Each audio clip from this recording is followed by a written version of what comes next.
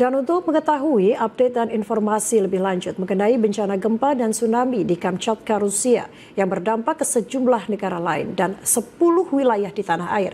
Kita sudah terhubung dengan Nelly Florida Riyama, Deputi Bidang Geofisika BMKG. Selamat petang, Assalamualaikum Ibu Nelly. Waalaikumsalam, selamat petang.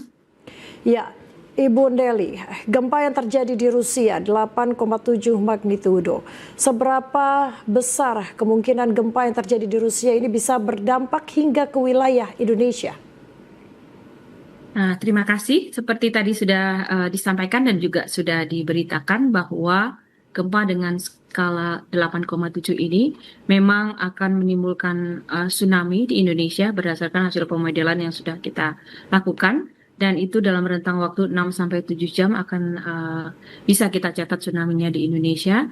Dan tadi juga sudah disampaikan di Jepang sudah tercatat beberapa pencatatan tinggi tsunami. Dan kami juga perlu melaporkan bahwa setelah kami mengeluarkan peringatan dini tsunami, kita tadi sudah dapat mendapatkan rekaman data di beberapa tempat di Papua dan juga Maluku, daerah Maluku Utara dan Sulawesi Utara, bagian utara, sudah mencatatkan ketinggian tsunami. Dan seperti yang sudah kami modelkan juga bahwa ketinggian tsunami yang tercatat itu sampai saat ini di bawah 50 cm. Pertama itu di Jayapura, kami catat yang pertama itu di jam 14.14 WIB, itu 0,2 meter. Kemudian di Tapaleo, Halmahera Tengah, itu 0,06 meter. Kemudian di Sarmi, Papua, itu 0,2 meter di 14.20. Kemudian 15 menit kemudian di Sorong 14.35 WIB 0,2 meter. Kemudian di Depapre Jayapura Papua itu 14.45 WIB 0,2 meter. Kemudian di Sausapor Papua Barat jam 15.04 WIB 0,2 meter. Kemudian di Talaut itu jam 15.14 WIB 0,05 meter, dan di Pelabuhan Dayo Majiko Morotai Maluku Utara jam 15.17 WIB 0,08 meter. Dan sampai saat ini kami tidak mencatat adanya gelombang tsunami di wilayah Gorontalo. Demikian. Jadi Bu memang Nelly, tsunami sudah sampai hingga ke Jepang dan Cina, ini baru saja mengeluarkan peringatan tsunami. Sebetulnya Bu Nelly, apa mekanisme ilmiah ini yang membuat gempa yang terjadi di Rusia ini bisa dapat berpotensi berdampak hingga ke Indonesia? Ya, karena gempanya memang gempa yang besar dan dangkal dan terjadi di laut, sehingga energi yang dilepaskan di Rusia itu akan bisa menimbulkan gelombang tsunami yang tentunya akan bisa sampai di negara-negara di kawasan Samudra Pasifik di sekitar Rusia, termasuk di Indonesia, meskipun jaraknya mungkin itu lebih dari 8.000 km. Tapi karena energinya yang besar, gempanya yang besar, sehingga itu tsunami-nya bisa sampai di Indonesia. Dan sudah kami sampaikan tadi dalam catatan kami di catatan kami namakan tsunami gauge itu, mendeteksi gelombang tsunami itu memang sudah dicatat. Jadi terbukti bahwa tsunami-nya memang sudah sampai di Indonesia. Apakah ini termasuk gempa megatrust, Ibu? Sebetulnya bagaimana kecepatan rambat gelombang tsunami dari titik gempa di Rusia ini ke wilayah perairan Indonesia? Berapa lama waktu yang tersedia hingga sampai ke Indonesia untuk peringatan dini? Barangkali kalau kita bicara megatrust itu berbeda karena kita itu kan bicaranya di lempeng yang berbeda. Ini tidak terhubung langsung dengan lempeng yang ada di Indonesia, terutama ketika kita berbicara tentang megatrust.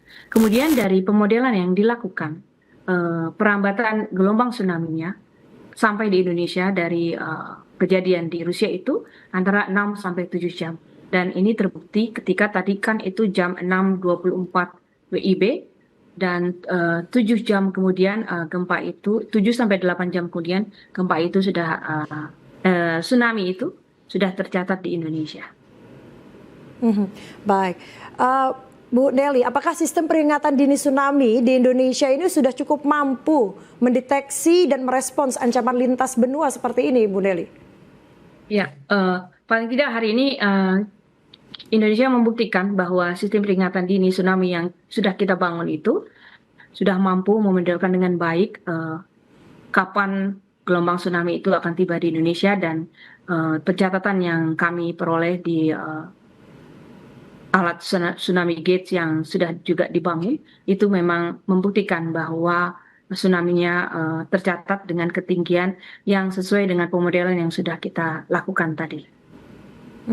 Kalau koordinasi BMKG sendiri dengan tim BMKG Rusia atau mungkin negara-negara lain seperti Jepang yang sudah sampai tsunami-nya, bagaimana, apakah ada koordinasi dengan BMKG dari negara lain untuk menangani gempa ini? Jadi ada yang dinamakan Pacific Tsunami Warning Center, itu semua negara-negara yang ada di kawasan Pasifik, termasuk di Indonesia, itu tergabung dalam suatu organisasi atau dan dalam komunitas itu semua informasi tentang gempa bumi dan tsunami itu disampaikan ke seluruh negara anggota, dan semuanya juga bersiap-siap dengan kemungkinan tsunami yang bisa mencapai negara-negara di sekitar Samudra Pasifik, karena kejadian gempanya ini ada di Samudra Pasifik. Jadi begitu ada gempa, semua informasi itu memang disebarkan oleh warning center yang ada di Samudra Pasifik, dan itu terdiri dari seluruh negara-negara yang memang berada di kawasan itu. Sama seperti halnya jika gempanya ada di Samudra Hindia, itu juga sama, dan Indonesia juga menjadi tsunami service provider untuk Indian Ocean. Dari BMKG sendiri sudah menggunakan 106 alat pendeteksi tsunami begitu ya Bu.